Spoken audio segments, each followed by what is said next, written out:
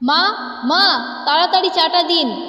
বলতে বলতে ডাইনিং টেবিলের চেয়ারে বসতে যেতেই পর্ণার চোখ পড়ে রান্নাঘরের দিকে। এ কি, রান্নাঘরের দরজা বন্ধ কেন? মা কোথায়? মা কি তাহলে এখনো ঘুম থেকে ওঠেইনি? উফ, বললাম আজ তাড়াতাড়ি বেরোবো।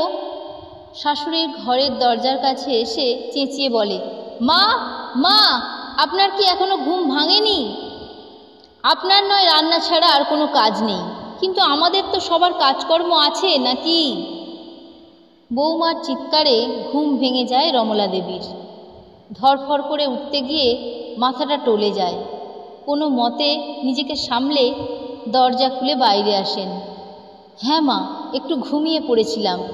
সারা রাত মাথার যন্ত্রণায় ঘুমোতে পারিনি, তাই ভোরের দিকে।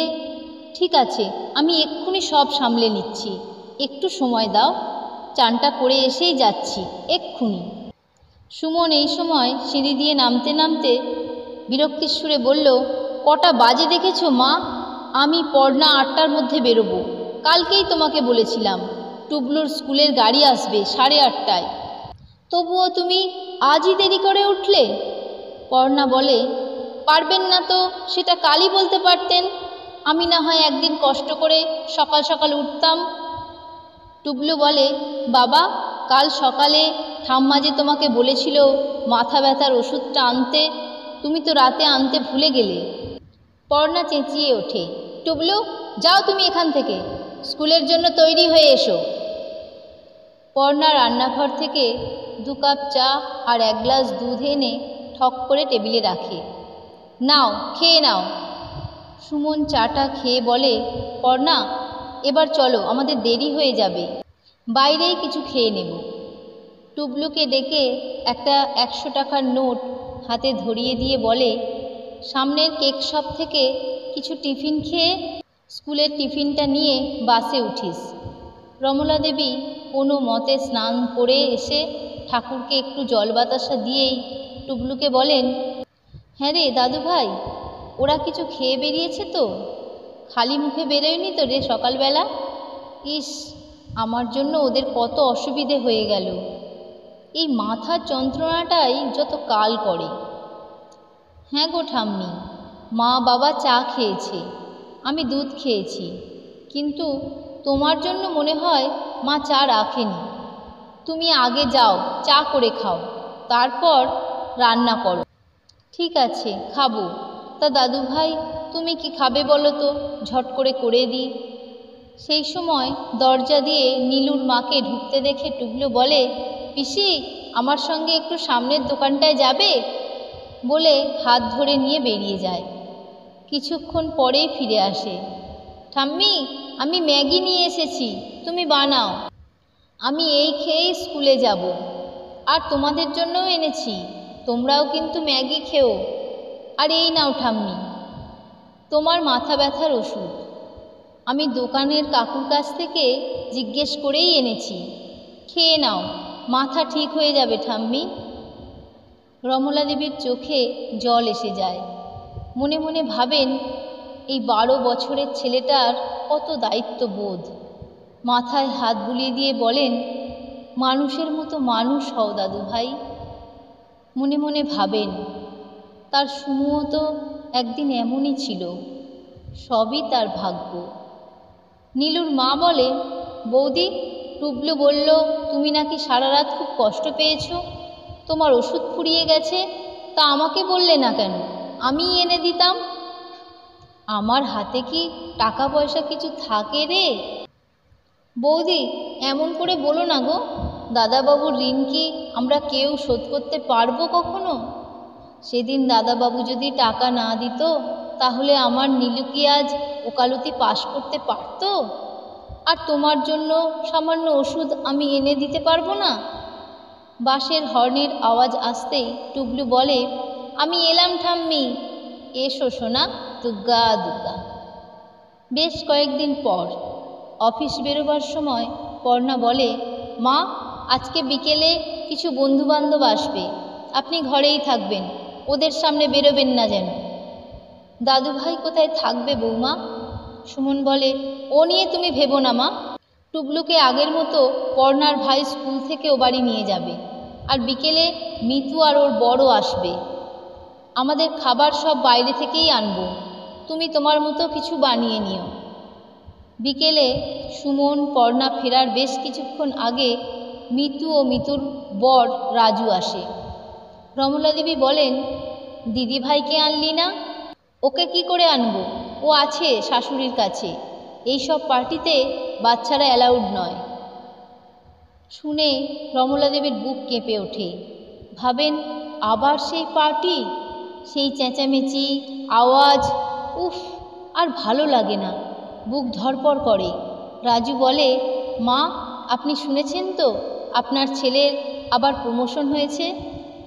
না বাবা, আমাকে বোধহয় বলার প্রয়োজন হয়নি, তাই বলেনি। মিতু বলে, মা, দাদা বলছিল বাবার এই বাড়িটা প্রমোটারকে দিয়ে দুটো ফ্ল্যাট নেবে। উইলটা তো তোমার কাছেই আছে, তাই না মা? তুই এসব কি বলছিস মিতু? ইতস্তত করে রাজু বলে, মা, একটা ফ্ল্যাটে ওরা থাকবে আর অন্য ফ্ল্যাটে এসব পার্টি হবে। এখন তো দাদাকে মাঝে মাঝেই পার্টি দিতে হবে। মিতু বলে, আর জানো তো মা, তোমার সোনু দিদু ভাই আর টুবলুর হোস্টেলে থাকার ব্যবস্থা হয়ে গেছে, ওরা এখন থেকে ওখানে থেকেই পড়াশোনা করবে। আর শোনো না মা, আর একটা কথা আছে, আমার শাশুড়ি আর তোমার জন্য আমরা একটা খুব ভালো থাকার ব্যবস্থা করেছি। ওখান থেকে ওরা মাঝে মাঝে বেড়াতে নিয়ে যায়, পুজোর সময় ঠাকুর দেখতে নিয়ে যায়, সুন্দর এসি রুম, তোমরা খুব ভালো থাকবে। রমলা দেবী বুঝতে আর বাকি থাকে না কি হতে চলেছে, তবুও তিনি কিছু না বলে চুপ করেই থাকেন। সন্ধে হতেই সবাই একে একে এসে যায়। মিতু উপরে যাবার সময় অবশ্য দরজাটা টেনে দিয়ে গেছিল, তবুও ওদের নাচ গান হৈ হৈ সব রমলা দেবীর কানে আসছিল, তার অসহ্য লাগছিল। তিনি শেষে সহ্য করতে না পেরে কানে বালিশ চাপা দিয়ে শুয়ে পড়েন। দুধ মুড়িটুকুও খেতে ইচ্ছে করে না। পরের দিন নীলুর মা কাজে আসতে রমলা দেবী বলেন, নীলুকে দুপুরবেলা একবার আসতে বলবি তো, যেদিন ওর সুবিধা হবে। বেশ কয়েকদিন পর পর্ণা অফিস থেকে ফিরে দেখে বাইরের গেটে বেশ বড় একটা তালা ঝুলছে। দেখেই মাথা গরম হয়ে যায় ওর। ওহ, পারি না আর, এই বুড়ি আবার কোথায় গেল? টুবলুই বা কোথায়? ওই বা স্কুল থেকে ফিরে কোথায় গেল? নাকি মাই টুবলুকে নিয়ে কোথাও গেল? না, না বলে তো কোথাও যাওয়ার কথাও না। পর্ণা সুমনকে ফোন করে। সুমনও অবাক হয়ে যায়। তার মানে মা তো কোনোদিন কোথাও যায়ই না। তাছাড়া টুবলু, তুমি আশেপাশের বাড়িতে জিজ্ঞেস করো, আমি এক্ষুনি আসছি। পর্ণা এ বাড়ি ও বাড়ি জিজ্ঞেস করে, কিন্তু কেউ কিছু বলতে পারে না। কি করবে ভেবে না পেয়ে পর্ণা বাড়ির সামনেই বসে পড়ে। এমন সময় দেখে টুবলুকে ছোটোবেলায় পড়াতো দিয়া টুবলুকে নিয়ে বাড়ির দিকে আসছে। পর্ণা সব জিজ্ঞেস করতে টুবলু বলে, ঠাম্মা বলল তুমি একটু দিয়া দিদির কাছে থাকো, আমি এক্ষুনি আসছি। দিয়া বলে, হ্যাঁ, আর ঠাম্মা আমাকেও বলল ঠাম্মার যদি আসতে দেরি হয় তাহলে আমি যেন 6টার পরে এসে টুবলুকে তোমার কাছে দিয়ে যাই। ইতিমধ্যে সুমনও এসে পড়ে। পর্ণা বলে, তোমার মা যেখানে যাবার গেছেন, তা বলে চাবিটা টুবলুর হাতে দিয়ে যেতে পারতেন। সুমন অনেক কষ্ট করে তালা ভেঙে বাড়িতে ঢোকে। পর্ণা বলে, এই জন্যই বলেছিলাম তোমার মাকে বৃদ্ধাশ্রমে রেখে আসতে। হ্যাঁ জানি, কিন্তু আমিই বলেছিলাম রান্নার মাসি আসুক তারপর, না হলে তো তোমারই অসুবিধা হতো। উফ, কিন্তু এখন মা কোথায় গেল কে জানে। আমি মিতুকে ফোন করেছিলাম, মিতুও অবাক। রাতে যদি না ফেরে তাহলে কাল সকালে আবার খুঁজতে হবে। কি যে করে কে জানে, বিরক্ত লাগে, আর ভাল লাগে না। অফিস থেকে এসে যত জ্বালা, আবার কাল খুঁজতে বেরো। উফ। টুবলু কাঁদতে থাকে। পর্ণা বলে, এখন কাঁদছো কেন? যখন ঠাম্মা তোমাকে দিয়া দিদির বাড়ি রেখে গেল তখন আটকাতে পারোনি? পরের দিন সকালবেলা মিতু মেয়েকে স্কুলে দিয়েই এখানে চলে আসে। টুবলুকেও জোর করে স্কুলে পাঠিয়ে দেয় পর্ণা। হঠাৎ আবার দরজায় কলিং বেল বেজে ওঠে। সুমন বলে, এখন আবার কে এলো? মা এলো নাকি? দরজা খুলতেই দেখেন পুলিশ অফিসার। আপনি সুমনবাবু তো? হ্যাঁ।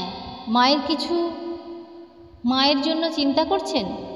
অবাক করলেন মশাই। তা আমি কি বলছি আগে শুনুন। আপনি কাল এই বাড়ির দরজায় তালা ভেঙে ঢুকেছেন। জানেন কি সেই অপরাধে আপনার জেল পর্যন্ত হতে পারে? সুমন বলে, মানে আপনি বলছেনটা কি? আমি আমার বাড়ির তালা ভেঙে ঢুকেছি। আপনি কে মশাই এতে মাথা ঘামানোর? আপনি বরং কেন এসেছেন সেটা জানতে পারি? আপনাকে তো বললাম আমার আসার কারণটা। উফ, আবার সেই তালা ভাঙার কথাই বলছেন। পাড়ার সবাইকে জিজ্ঞেস করে দেখুন, এটা আমার বাবা সতীশ বসুর বাড়ি। আমি ওনার ছেলে, সুতরাং বাবার অবর্তমানে তো এটা আমারই বাড়ি হলো নাকি? আপনি ভুল জানেন সুমনবাবু। এই বাড়িটা শ্রীমতী রমলা বসু, আপনার নয়। ওনার স্বামী সতীশ বসু বাড়িটা ওনার স্ত্রীর নামেই লিখে দিয়েছিলেন। আর গতকাল সকালে রমলা দেবী তার এই বাড়িটা একটি বৃদ্ধাশ্রমকে দান করে দিয়েছেন।